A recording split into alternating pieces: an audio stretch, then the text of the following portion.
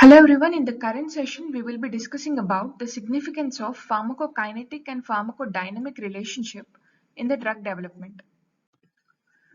So first of all, let us get a brief idea of what is drug development process. The current drug development process is a series of developmental evaluative steps carried out from the stage of an investigative new drug application, IND. IND stands for Investigational New Drug Application, leading to the submission of new drug application, NDA. The regulatory authorities like Food and Drug Administration, FDA, and the European Medicine Agency, EMA, they review the NDA and provide approval or disapproval for the new drugs to be used in the market. So the drug development process is a series of steps carried out from the stage of IND to approval. IND is nothing but investigational new drug application and NDA is nothing but new drug application. Now coming to the various stages of study. In the drug development process, there are various stages of study. The first one is discovery stage, that is nothing but the discovery of new molecular entity, NME. The first stage is discovery of new molecular entity, and the second stage is preclinical studies, followed by clinical studies, and finally submission of NDA.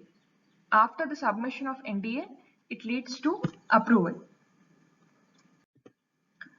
Now, first of all, coming to preclinical testing phase. The initial phase in the drug development is the preclinical testing phase. During this phase, the new molecular entities, NMEs, are tested for biological activity in the experimental animals from the mice to primate models. During the phase of preclinical testing, the new molecular entities are tested for the biological activity in the experimental animals from mice to primate models. The toxicity and the safety data available at this stage are employed for safety evaluation in humans at the IND stage. This is an important point. The toxicity and the safety data available at this stage are employed for the safety evaluation in humans at the IND stage. And additionally, the preclinical pharmacokinetic and safety information is helpful in deriving FIH. FIH is nothing but the first in human doses, and MRSD, that is nothing but maximum recommended starting dose by means of allometric scaling. The preclinical pharmacokinetic and safety information is helpful in deriving the first in human doses and the maximum recommended starting dose by means of allometric scaling. The preclinical studies on the pharmacodynamic activity from different exposure or dose may indicate the steepness of the dose response curves in humans. So the preclinical studies on PD is nothing but pharmacodynamic activity of the drug from different exposure or dose may indicate the likeliness of the steepness of the dose response curve in humans. So on a whole, the preclinical testing phase or the preclinical studies are helpful in evaluating the safety evaluations at IND stage. They are helpful in deriving the first in human dose and the maximum recommended safe dose. Next one is they are also helpful in deriving or indicating the steepness of the dose response curve in humans.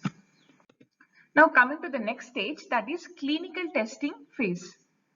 After the discovery and preclinical studies, the new molecular entity, NME, they enter the clinical testing phase. The clinical testing phase is broadly categorized into two phases: early phase trials and late phase trials. The early phase trials, they involve phase 1 and phase 2 trials, and the late phase trials, they involve phase 3 and phase 4. So the phase 1 clinical trials are done on 20 to 80 healthy volunteers, whereas the phase 2 studies are performed on 50 to 100 patients, followed by phase 3 studies. They are performed on larger population of patients, that is 1000 to 3000 patients. And finally the phase 4, this is also called as post-marketing surveillance. So these are the various phases of clinical testing. Now coming to phase 1. During the phase 1 studies, the pharmacokinetic PK and the tolerability of new molecular entity are studied in healthy volunteers by means of dose escalation. And the information of the initial parameters of that particular drug, such as toxicity, maximum tolerated dose, pharmacokinetic characteristics of the drug, and the pharmacokinetic characteristics of the metabolite, if any, are obtained during phase 1. So information on initial parameters like toxicity, maximum tolerated dose, pharmacokinetic characteristics of the drug and metabolite are obtained from the phase 1 studies. And the information obtained from the phase 1 studies are used to establish appropriate dosing programs for phase 2 studies. The information obtained from the phase 1 studies are used to establish the appropriate dosing program for phase 2 studies by means of observed dose or exposure safety relationship. Information from phase 1 is used to establish appropriate dosing program in phase 2. Now coming to phase 2 studies. The phase 2 studies are conducted in a small group of patients, that is 50 to 100 patients, to assess if the drug exhibits anticipated therapeutic benefit or not in the intended population. The phase 2 studies are conducted in a small group of patients to assess if the drug exhibits anticipated therapeutic benefit or not in the intended population. Now coming to the purpose of phase 2 studies. The principal goal of phase 2 studies is to provide evidence for the efficacy or proof of effect of the investigational drug. Phase 2 studies mainly provide the evidence for the efficacy or the proof of effect of the investigational drug. And the pharmacokinetic and dynamic information gained in the phase 2 studies is used to build dose exposure response relationship to obtain rational dosing strategy for phase 3 studies. The pharmacokinetic and pharmacodynamic relationship obtained from phase 2 is used to establish a rational dosing strategy for phase 3 studies. That is, it is employed to design dose optimization and individualized dosing in phase 3 trials. Coming to phase 3 trials, the phase 3 trials are used for drug approval and are considered pivotal trials, and typically 2 adequate and well-controlled clinical trials are submitted for drug approval. And the phase 3 trials are conducted in a large patient population, that is around 1000 to 3000 patients. And the phase 3 trials are used to document the clinical efficacy, the long-term safety and adverse effects of the investigational drug, and further they redefine the dose exposure relationship. The main purpose of phase 3 studies is to verify the clinical efficacy and to determine the long-term safety and adverse effects of the investigational drug, and to further redefine the dose exposure relationship. That is the purpose of phase 3 studies, and they are used for the drug approval and are considered very important trials. And very controlled, well-controlled clinical trials are performed during phase 3. So this is the overall picture of clinical testing phase. It is broadly categorized into 4 phases: phase 1, phase 2, phase 3 and phase 4.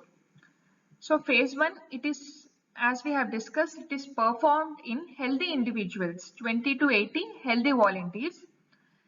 During phase 1, first in human dose, the pharmacokinetic characteristics of the drug and the tolerability are obtained. And followed by phase 2, it is performed on small population of patients, that is 50 to 100 patients, and the main purpose of phase 2 studies is the evidence of effectiveness and safety. The evidence of effectiveness and safety are obtained from phase 2 trials. Followed by phase 3 trials, it is performed on larger population of patients, that is 1000 to 3000 patients. P indicates for patients and HV indicates for healthy volunteers. And the phase 3 studies are employed to verify the effectiveness of the drug, its long-term safety and adverse effect, and further to redefine the dose-response relationship. After phase 3, the NDA, new drug application, is submitted to Food and Drug, FDA, and it takes around 10 to 12 months for review.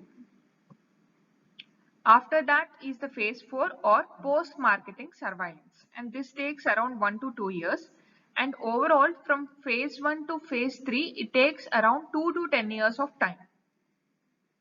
So this is the overall picture of significance of pharmacokinetics and dynamic relationship during the drug development process. Thank you.